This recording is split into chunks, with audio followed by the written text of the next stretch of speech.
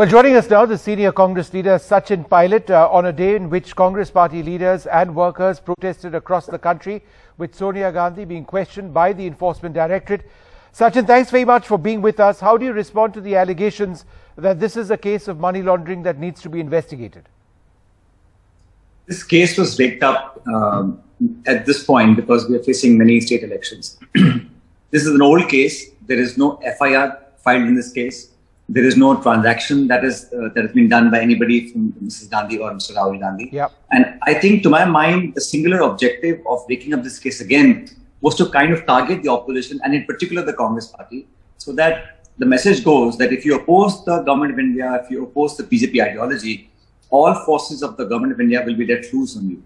It's not just about an individual or a party. Look at the country today, Vishnu. We have a huge agrarian crisis. You know, the rupee and dollar is like 80 rupees to a dollar now. We have food inflation. We have highest ever unemployment. The freedom of press has been curbed. Globally, we're facing many challenges on our borders for China.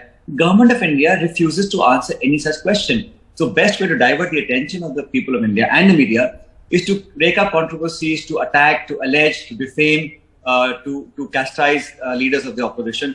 And Mrs. Gandhi has been Congress president for 20 odd years. She has subjected herself to the questioning. Mr. Gandhi has gone many times. We will answer the queries of the agencies, but the fact that the country must know that every single agency is being used for a political objective. 7-8 years we've seen. It can't be a mere coincidence that only the opposition people are targeted, charge-sheeted, raided, and subjected to questioning. Sure. If you align with the leadership of Delhi in BJP, then you're fine. If you don't, then they will come and get you. So this is basically done to demoralize and muffle the voice of the opposition. Sachin, what about the allegation that all of these assets which were transferred to Young India, which was set up by Rahul Gandhi and Sonia Gandhi in, I think, 2010, are assets which should be considered their assets, and therefore it is, in a sense, their wealth, which needs to be accounted for?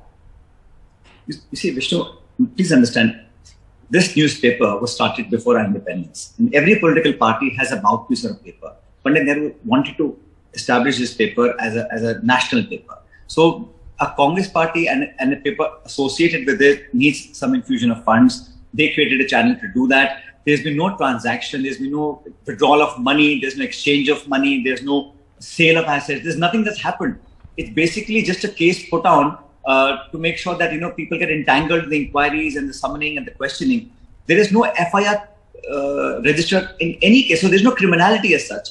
The ED is now only questioning to create a political atmosphere in the country that even someone like Mrs. Gandhi can be questioned, Mr. Gandhi can be questioned. So it's just a messaging to the opposition that no matter who you are, we will come after you. So there is not an iota of evidence in this case that has been brought forward by the agency or the government of India for that matter. This is, I think, from what I recall, 2007 or 8, I think it started, then the case was finished. It was picked up again just now. It's been more than a decade since it started. Sachin, so it's really political. I mean, the point I'm trying to make is that we're not protesting because of it's only Mrs. Gandhi or the Congress party. It's for the people of India to know that in a robust republic like ours, a democracy like ours, the space of opposition cannot be curtailed to a point where we can't even demonstrate outside our own office in a non-violent manner. But Sachin, let me just ask you one more question before we talk about some of the issues you're mentioning.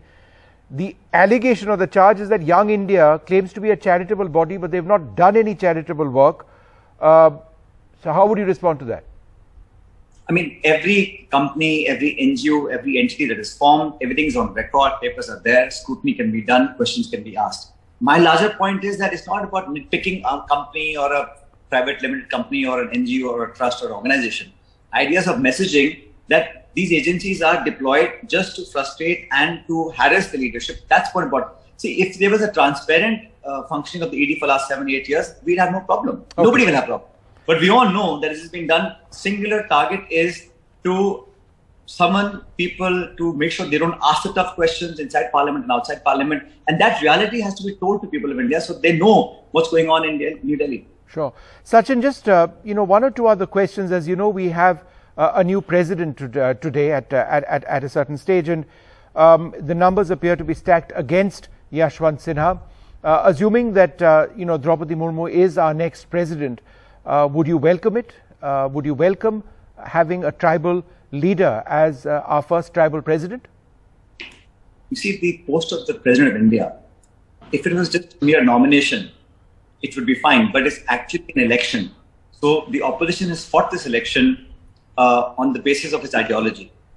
So once the results are announced and Mrs. Murmu is actually declared the President of the Republic of India, of course, every single citizen will honor her and respect her as we would to any other president. So I think it's a matter of consistency with what we believe in. And if she does get elected, which she might be really soon, of course, we welcome anyone who becomes the President of India because that's an apolitical position. So head of state, whoever that person is, doesn't matter how they come there. Once they get there, then she is actually the first citizen of this country, and she will get all the respect that she deserves as a President of India, as a tribal woman, as the President of India. Sure. But the larger point I'm trying to make, Vishnu, is not about individuals. We fought this election because we felt that opposition must put up a candidate. But the opposition has not been united, Sachin, and that's a huge problem. Even now, at about 7:09 p.m., there's clear evidence of cross-voting having taken place. Approximately 72% of the leads are already in favor of Ms. Murmu, whereas the opposition felt that Mr. Sinha had a real chance if the opposition was united. This is a secret ballot, and there is no whip. This being the case, are you disappointed that once again opposition unity is not there? Well, we know the MLAs, MPs are the ones who vote in this election. So the numbers were clear for everyone to see. My point was that despite knowing that, we put up a candidate because if the if the BJP, for example, had led from the front, opened a discussion and tried to talk about having a consensus candidate, perhaps we could have worked it out together. Right. But they chose not to do that, declare a candidate. Then opposition can't just have a walkover, right? We have to fight the election. Win or lose, we have to contest. And we did contest. We got every vote we could manage.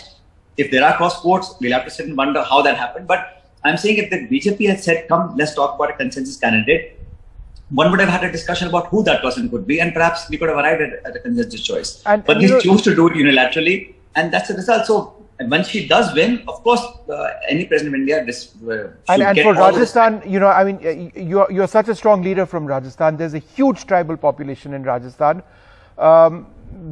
Keeping the politics aside, the fact that we've got or likely to get a tribal president, it is something which is a deeply emotional connect to people in your own state. So, again, many in Rajasthan would certainly welcome it. I'm sure you would as well. Of course, but that's not a political position. The President of India is not a political person. He or she cannot be political. If that person is a lady and from a tribal or a Dalit or some other background that's underprivileged, of course it's fine and nice to have someone at the top. But please don't confuse that with the political leaning of that community or that segment of society. Okay. The BJP may try and drive advantage home because of that, but the reality of electoral politics is totally different.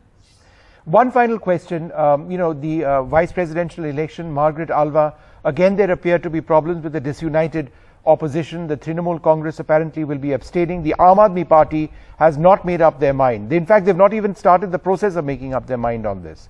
Again, the opposition isn't united. Look, the president's election was someone that came from out of the Congress. And for the vice president's post, we put up a Congress person, a veteran lady who's had a tremendous political career. And I'm sure when the time comes, all opposition parties will realize that they have to stick together to make a formidable contest. So Mrs. Alva, I think, will get all the votes of the opposition, and whoever has not come on board so far will do so before the 6th of August. All right. Well, let's see how that works out. Sachin Pilot, thank you very much for speaking to us. Thanks very much indeed.